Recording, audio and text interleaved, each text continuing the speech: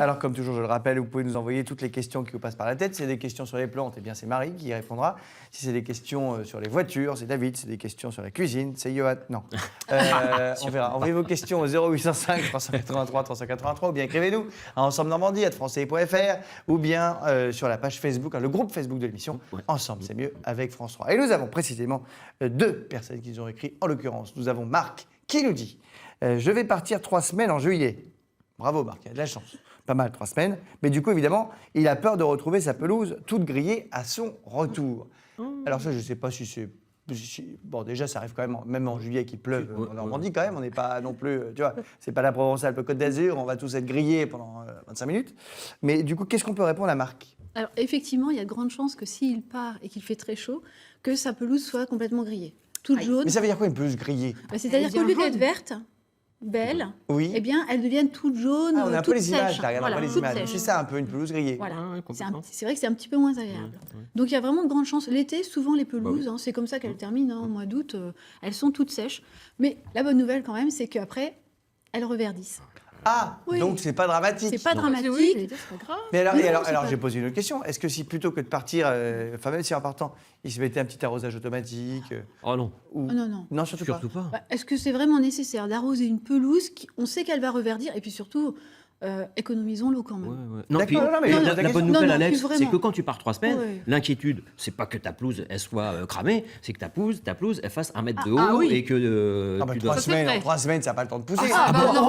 Peut-être pas autant. Ça peut pousser très vite. Mais vous rigolez ou quoi ? Pour 3 semaines, t'as pas un cheveu qui pousse ? Pourquoi l'air pousserait plus vite ? C'est intéressant parce qu'effectivement, justement, avant de partir, eh bien, ne tondez pas trop court la pelouse. Justement, laissez l'herbe un petit peu haut.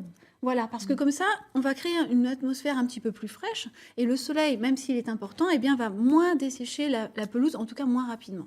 Donc c'est important, pas une tonte trop courte avant de partir. Ah oui, parce qu'on pourrait se dire, oulala, je m'en vais, voilà. Tiens, je fais tout ce qu'il faut avant de partir, je tonds, j'arrose, pour ça. Non, pas du tout. Donc pas de tonte, pas d'arrosage. Ah non, pas d'arrosage. Ni l'un ni l'autre. Non, ça reverdit, ça repart.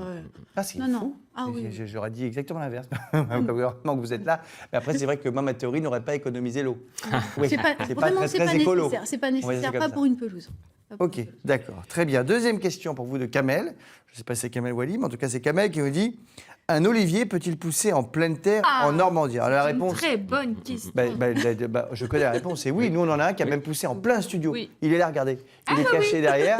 Voilà, il s'occupe de la lumière. C'est notre olivier. Non, mais du coup, bonne question. Est-ce qu'un olivier peut pousser en pleine terre ? Alors, déjà, la question, c'est de se dire l'olivier, c'est plutôt une plante méditerranéenne. Il faut qu'il fasse très Donc, chaud. effectivement, ça peut pousser. On en a qui poussent dans notre région. Mais est-ce que c'est vraiment une plante qui va être adaptée à la terre ? Parce qu'on a des terres, effectivement, on parlait, des fois, on peut avoir des périodes d'eau, on peut avoir des terres qui vont retenir l'eau. Et l'olivier, il a plutôt besoin d'une terre assez sèche, assez drainante, assez légère. Donc, ça ne va pas forcément être des conditions idéales. Il peut pousser, mais peut-être pas à son meilleur développement. Et puis surtout, est-ce que c'est vraiment... Enfin, je ne sais pas si vous êtes comme moi, mais c'est vrai qu'il y a des régions, on aime voir certains végétaux dans certaines régions.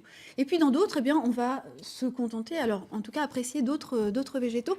C'est peut-être important de respecter aussi ces paysages. Alors Marie, peut-être pour compléter, moi j'étais très récemment avec Stéphane Marie, que vous connaissez sur France Télévisions, Silence ça pousse, et on lui a posé exactement la même question.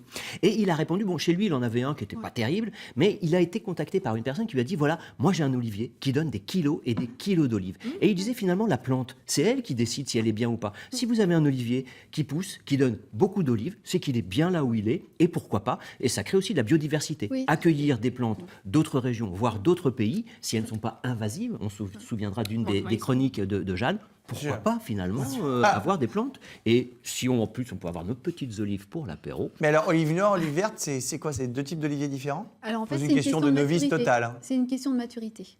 Ah bon ? Maturité des olives.